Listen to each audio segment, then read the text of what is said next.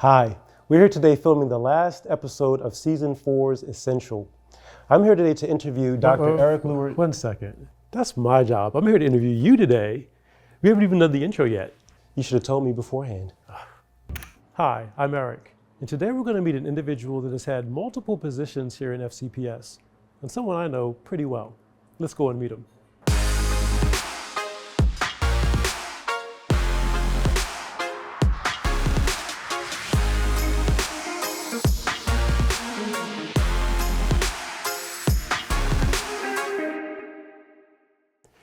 We are here today with Larry Loris Phillips, known by many in FCPS as LP, the Director of Maintenance and Operations for the school system.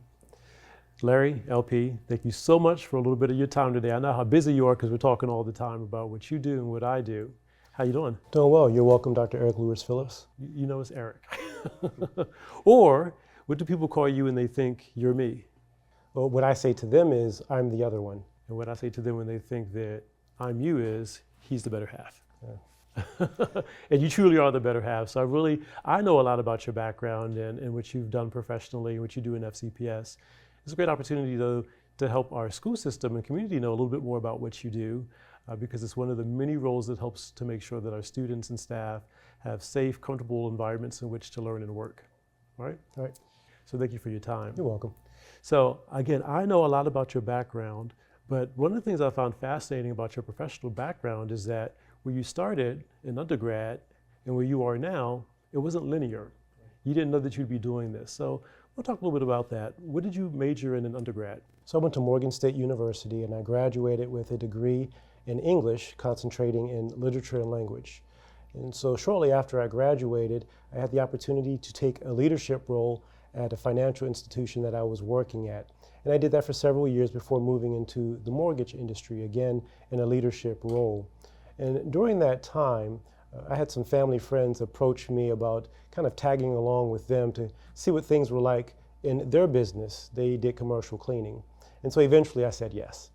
And the thing I like about your story is that you started off thinking that you were going to do one thing, and then different opportunities came across, and you took hold of those, and you were always willing to see a new opportunity as a challenge, something you could learn and grow from. Right.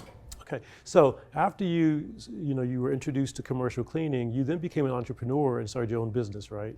Yeah, so I think it was about May, June of 2002, around that time. And so I just hit the pavement and I looked for clients. I got addresses, sent out letters and emails, just trying to put the business out there. And within 6 months, we had enough clientele, my wife and I, where I was able to leave my full-time job and just focus on the business. And so we did commercial cleaning for several years. Yeah, I remember doing some of those jobs with you, important and challenging work as well. Yeah. So what got you from that to starting to work in FCPS, public school system? So during the time I had my business, I also substitute taught for the school district. And so that gave me a nice exposure to students and faculty within the building. And so I did that for several years. But what led me into the school district as a full-time benefited employee was around '08. A number of us remember what the economy was like then. And that impacted my small business a great deal. And so I applied to the school board to be a lead custodian. And so I was given the opportunity to be lead custodian at Twin Ridge Elementary School. And so I was there and then transitioned to lead custodian at Linganore High School and eventually Oakdale High School before I took advantage of an opportunity opened up here at Central Office. Can you talk a little bit about what you do as the Director of Maintenance and Operations? So as the Director of Maintenance and Operations, I have a team of over 600 individuals. When you look at our maintenance staff, our ground services, our custodial staff, water treatment, compliance and sustainability, all of these staff members really work together to ensure the safety and the well-being of our students and staff. And so the work involves overseeing a $30 million budget.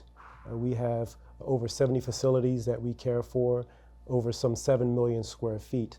And so on a daily basis, I'm working with central office staff and staff throughout the district to address any maintenance needs. We could be dealing with HVAC issues. We can be dealing with weather-related events that need a response. So any number of events, compliance related regarding water treatment, water quality and safety, all of these things fall under the Department of Maintenance and Operations.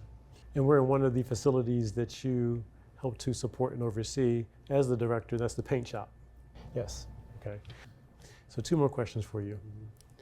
Why is your role essential to the work that we do in FCPS? Most of what maintenance and operations does is behind the scenes. And if it were not done, we wouldn't be standing in this building having this conversation right now.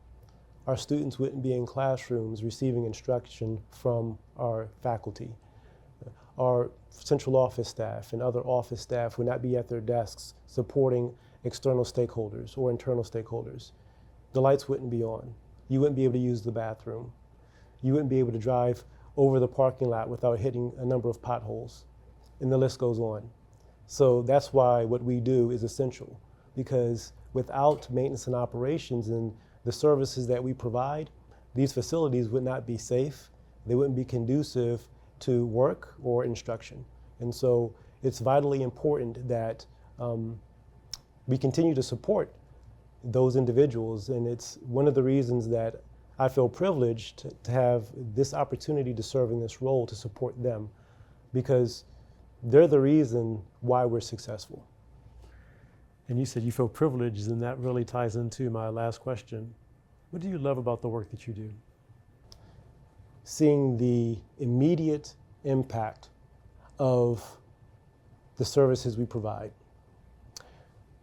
You get a call 3 a.m. in the morning that a pipe has burst. It could potentially impact students' ability to come to school that day. But by the time they arrive, they're not aware that there was a burst pipe only 6 or 7 hours earlier. Or, working with our snow contractor to make sure that our surfaces are pre-treated. Working with our custodial staff to make sure that surfaces are pre-treated so that individuals can arrive safely. I enjoy knowing that the things we do can be seen immediately. And they're seen immediately without individuals even knowing how it took place. But it takes place. A number of our staff are up all hours of the night when emergencies break out, but no one is aware of that. But they make sure that they're available so that those issues and concerns don't cause any blip in our ability to ensure that instruction takes place and that staff can come to work and do their jobs. And we are so appreciative of that. Thank you so much for that. You're welcome. Thank you. The commitment, focus, and thoughtfulness Larry has for the work he does is impressive. Larry spoke often about the exemplary work of the team he serves with and how they are dedicated individuals that work collaboratively and efficiently to ensure that the needs of every member of the FCPS community are being met. He discussed how in his role it is important to understand systemic needs. Addressing the needs of 70-plus facilities requires dedication and determination to make sure that all stakeholders are cared for to the best possible extent. I often say he is my better half. What LP does on a daily basis is essential to Frederick County Public Schools. So I appreciate the opportunity you've given me to speak about my role. And hopefully I did justice in speaking to it. But you've been doing this for 4 seasons? That's what they tell me. Yeah. So what do you enjoy about your role? Wow. Well, it is a role that I never thought I would have, and I am often humbled by the opportunity I have to serve the school system in our community in this capacity. I'm always learning from the team. What I enjoy most, though, being in a situation that I never thought I would be in, is that I've been able to see our organization from a different vantage point. I worked with the public affairs team for several years before I became an actual member of the team, and I saw the great work they did. But when I began serving with the team, I saw that there was so much I didn't know. The needs, the talents, the abilities, the contributions of the team to the larger FCPS community. And so I think the past several years serving with the team, what I've come to appreciate is there's a lot that I think I know about what others do in the organization. And if you go beyond that, what I think I know about what others do in the community, based off of what I see, that I really don't know. I'm really not going to know until I take the time to either get in there and see it and understand it, and work with them or ask questions. So I appreciate the ability this role has given me to learn the organization to a greater extent. More importantly, though, the opportunity I have to see what students and staff are doing every day, to be the cheerleader for our students. One of the things I often say is if there were no children in Frederick County, there would be no FCPS. We are here ultimately for them. So each one of us in the organization plays a role no matter what it is in supporting them. And so being able to go to schools and see how they are enjoying their learning experience, or if they're having challenges and being able to support that. I enjoy being able to lift up my colleagues and staff. One of the interesting things about the public affairs team is that if you notice the past 4 years, there's never been an essential episode with a member of the team.